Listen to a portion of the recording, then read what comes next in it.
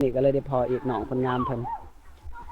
เอาหมดเพิ่นแล้วก็พวกเด็กน้อยเนาะหลายคนเขาเจ้ามาอาบหลายคนสะดวกสบายอยู่นี่ไปซักเครื่องก็สบายห้อยมาทันอุกไปเลยห้อย ก็จะเป็นคันมันบ่ได้ห้อยก็จะเป็นมาตักเดินรถเลยไปดิทุกคนตอนนี้เบาโมยอยู่ในหมู่บ้านละลาวทุกคนตอนนี้เบาโมยกำลังเบิ่งบอลในหมู่บ้านของบ้านละลาวอาบน้ำอยู่นี่เนาะก็เลยสิเข้าไปเบิ่งว่าวิถีชีวิตของเขาอาบน้ำแบบใดเนาะแล้วก็บ้านของเขาเจ้าก็อยู่ทางพุ่นเนาะทุกคนวันนั้นก็จะแม่นบ้านแล้วก็บอนนี้ก็จะแม่นห้วยที่เขาเจ้าอาบน้ำทุกคนตอนนี้เด้อโอเคเราจะลงไปเบิ่งหรือลงไปสัมผัสเขาเนาะว่าการที่เขาอาบอยู่นี่มีความสุขบ่หรือว่าเป็นจังใดเราจะไปเบิ่งนำกันเลยทุกคนนี่ก็จะแม่นจุดที่บอนเขาเจ้าอาบน้ำเนาะทุกคนนี่ก็จะแม่นจุดที่เขาเจ้าอาบน้ำเลยแล้วก็เนี่ยก็เขากำลังอาบน้ำอยู่เนาะแต่ว่าส่วนหลายก็จะแม่นเด็กน้อยแล้วว่าก็เด็กน้อยและอายุก็ประมาณ12-13 ปีที่เขาเจ้ามาอาบอยู่นี่เลยทุกคนแต่ว่าก็ยังผู้ใหญ่ยังไม่ทันได้มาเทื่อยังมาอาบน้ำเด้อวันนี้เขาเจ้ามักมาอาบน้ำทุกคนมาแล้วเด้อ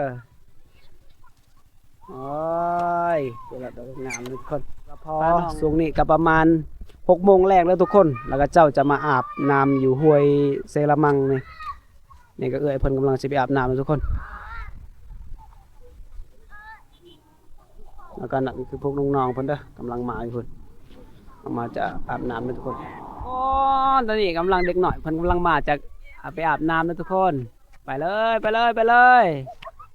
น้องๆเพิ่นอาจจะเคินหน่อยนึงเด้อโอเคไปเลยล่ะเอ้ยไปอาบน้ำเด้อเพราะว่ามันค่ำแล้วจังหน่อยได้มันมืดได้ไปอันนี้ก็คือบ่อนที่กระเจ้าอาบน้ำนะทุกคนเจ้าจะมาอาบอยู่ลุ่มนี้เด้อไป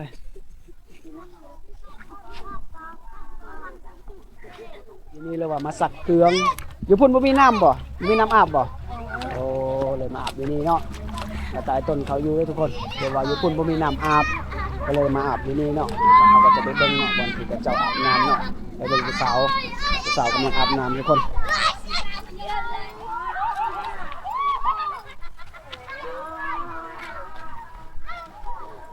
โอ้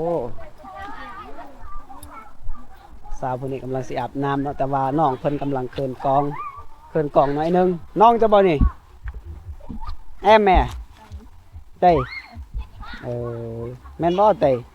อาบรถหลานเนาะค่อยก็ได้พอน้องเพิ่นอาบอยู่เทิงเนาะแต่มื้อนี้ก็เลยได้พออีกน้องเพิ่นงามเพิ่น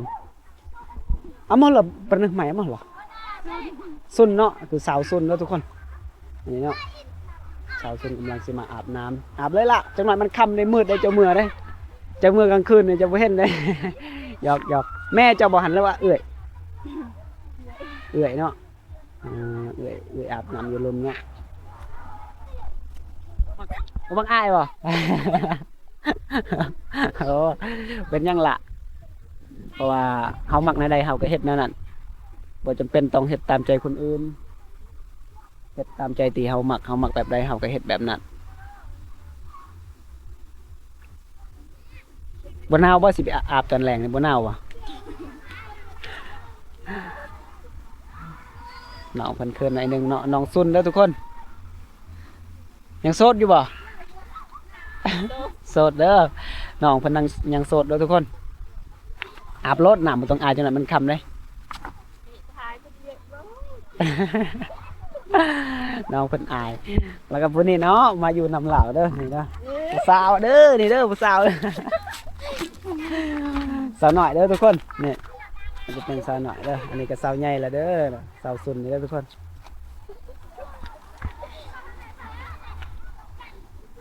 บ่ได้เฮ็ดหยังบ่มื้อนี้มาดำน้โอ้แล้วบ่ำยังเนาะเพราะว่าฝนตกใหม่ๆเนาะทุกคนเจ้ากำลังสิอาบน้ำเนาะเพราะว่าอยู่บ้านมันบ่มีน้ำใส่เนาะ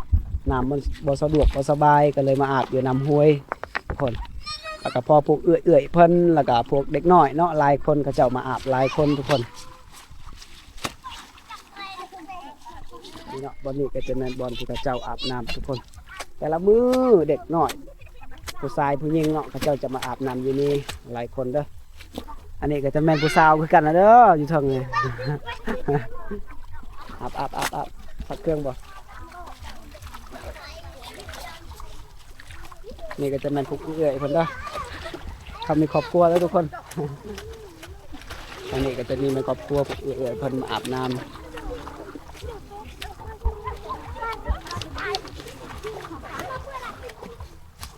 สะดวกสบายอยู่นี่ไปซักเครื่องก็สบายอยู่ลมมันยาก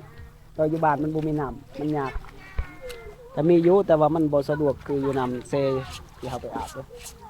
อันนี้ก็จะแม่นเซละมังเลยทุกคนอันนี้ก็จะแม่นซาวซุนเลยทุกคนแต่ว่าพวกน้องๆนี่ยังบ่ฮู้ซื้อเทื่อ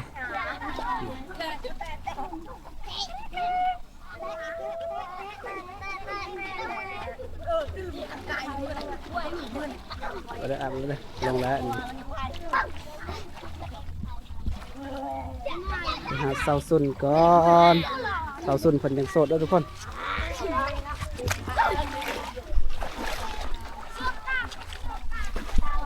นี่เนาะบอนนี้เนาะ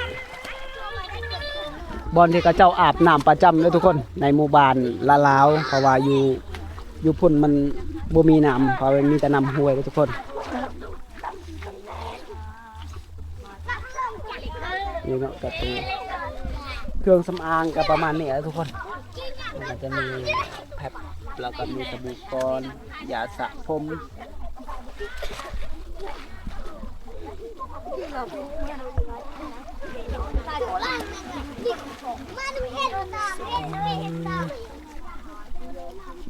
อันนี้ก็จะแม่นทุกเอื้อยๆคนละ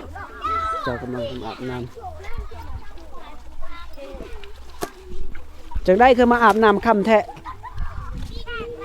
ตะบื้อเลยไปโปะหำเดอะกันมอเหรอ มาเบียก เรียกมาตะ เบียกจ่าเบียก ตาจ่า ส่วนน้ำเดือด นั่นแหละมีครอบมีครัวนั่นแหละ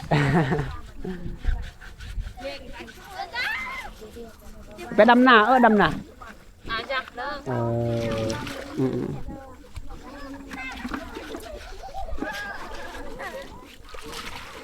ยังไม่ทันแล้วเนาะเพราะว่ายกเร่เลยกันนะจากที่ว่า ไปเพราะว่าปีนดอกว่าเบียเลยบ่อเลยมาไปดอก ทั้งบ่อตัวมาเลย แต่แค่ดอกบ่อกันคือภาษานั่นแหละภาษาเบามวยกับบ่อว่าทางนี้เขาว่ามาเนาะฝนตกเนาะภาษาอาจจะแตกต่างกันหน่อยนึงแต่ว่าเว้ายังเข้าใจกันอยู่ส่วนมันจะได้ขนมอ๋อเลยเหรอมามเลยงามจนมันนะ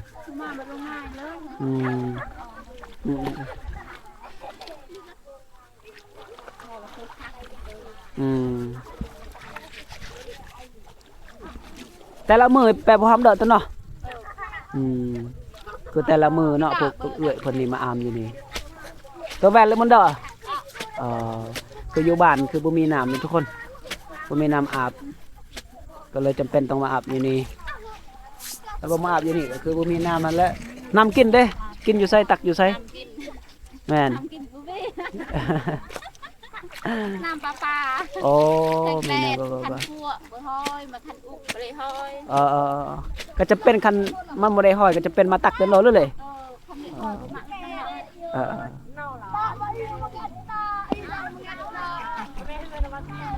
อาจจะ YouTube Facebook อาจจะออก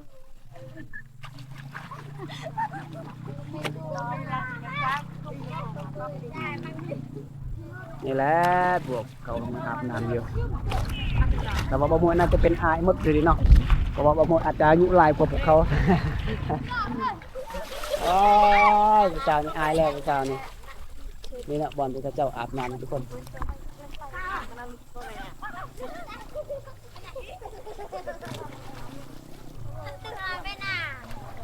คืออาบหลายคนนะทุกคนช่วงนี้ก็ประมาณเวลาก็ประมาณ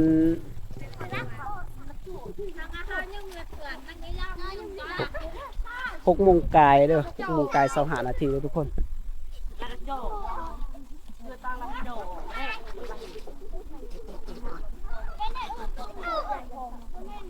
เบาโมยก็ยังเส้นทางเบาโมยที่เบาโมยจะกลับจังหน่อยก็ยังเส้นทางยังไกลเด้อทุกคนแต่ว่าเบาโมยก็เลยได้สัมผัสพวก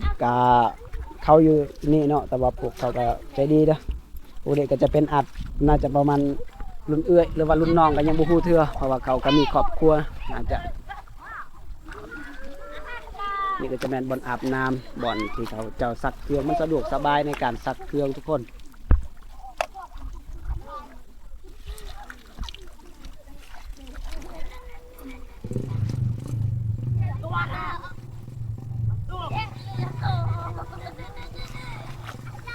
อาชีพหลักตัวน้องมึงให้ตายตาโป้งไง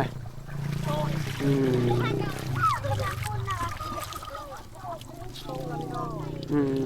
แม่กันแวลโดของกันแวลหมอบเอ็ดก็เยอะแต่หัวหัวเก้หัวกลึงไงซีก็มอยิมเอ็ดก็เยอะตัวเนาะ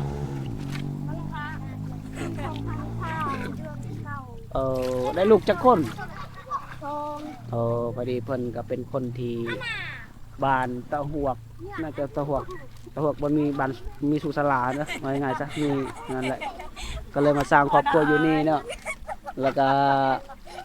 มีลูก2 คนเลยทุกคนมีครอบมีครัวเลยแต่ว่าตอนนี้ก็ตอนแรงเติมเนาะตะหวกจึงใหญ่ตะหวกเสาอ่อนแม่นบ่พอดีเมื่อนั้นคนก็ได้ไปตะหวกเสาอ่อนเลยทุกคนอันนี้ก็จะแม่นผู้สาวทุกคนสาวหน่อยเด้อ ยังเด็กๆหน่อยๆอยู่แต่ว่าก็ไม่ได้น้อยดอกประมาณ14น่าจะประมาณ14-15นี่แหละเดี๋ยวเบิ่งครับพวกนี้ซักเครื่องกันนะ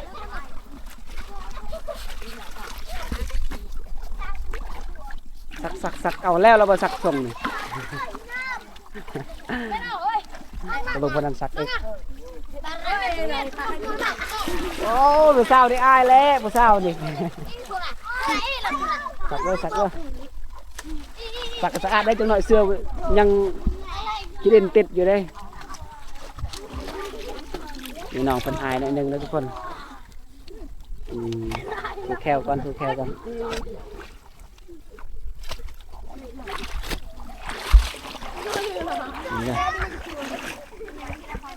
เขามาเลงถูแควก่อนแล้วก็เลยล้างหน้าล้างตาทุกคนยามแรงตอนนี้ก็คือว่าแบบในเขตชนเผ่าเฮาเนาะก็คือว่ามีความสุขกันแหละเพราะว่าหลายคนมาอาบน้ำบ่ว่าผู้บ่าวบ่ว่าผู้สาวทุกคนก็จะมาอาบน้ำแต่ว่ากองเบาโมดก็อาจจะบ่แจ้งเพราะว่าตอนนี้ก็ประมาณ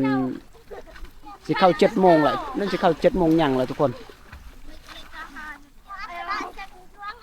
เพราะว่าเขาก็ยังอายกองหน่อยนึงเคินๆอยู่หน่อยนึง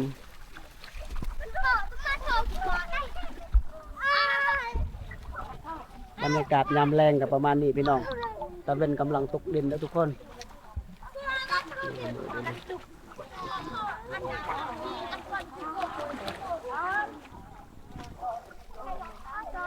จะหนาวหน่อยนึงเนาะแต่ว่าเขาก็ยังบ่ได้รู้จักเบาโมยเนาะเขาก็อาจจะอายหน่อยนึงเนาะเบาโมยก็ยังบ่ได้รู้จักเขาหลายเลยทุกคนจะเป็นพวกเอื้อยเพิ่นแล้วก็พวกน้องเพิ่นเนี่ยกำลังจะเมื่อแล้วจะอาบน้ำทุกคนอันนี้ก็คือสาวเนาะสตุ่มว่ะ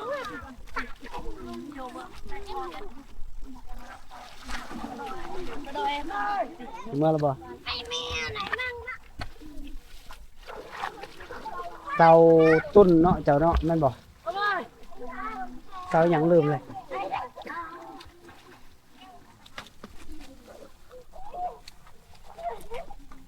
เนาะอาจจะขึ้นคอย